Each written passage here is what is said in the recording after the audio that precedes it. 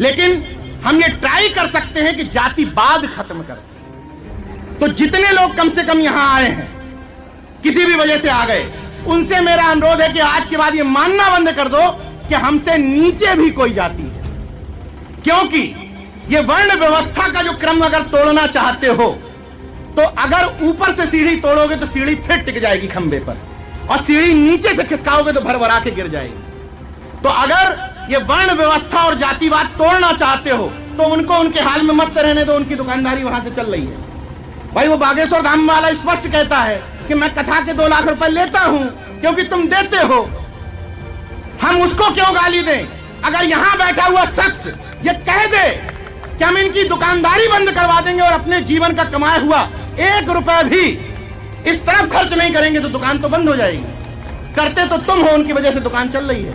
मैं तो खुली चुनौती दे रहा हूं। मैंने जब गाड़ी ली तो लोग बोले कि उसमें रख दो सूंड, तो हमने कहा एक शर्त पे रख दूंगा। प्रैक्टिकल आदमी हूं, वास्तव में मेरे मन में कोई दुर्भावना नहीं रहती। मैंने कहा एजेंसी वालों से कि एक शर्त पे रख दो, या तो ये रख दो या इंश्योरेंस दे दो।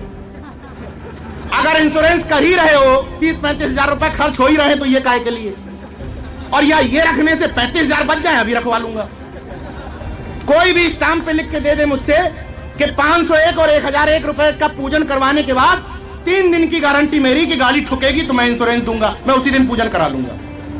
एकदम प्रैक्टिकल आदमी हूं।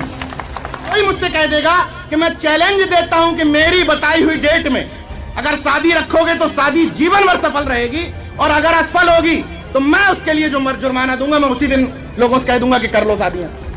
जब तुम ठेका नहीं लिए हो तो पैसा किस बात का भाई?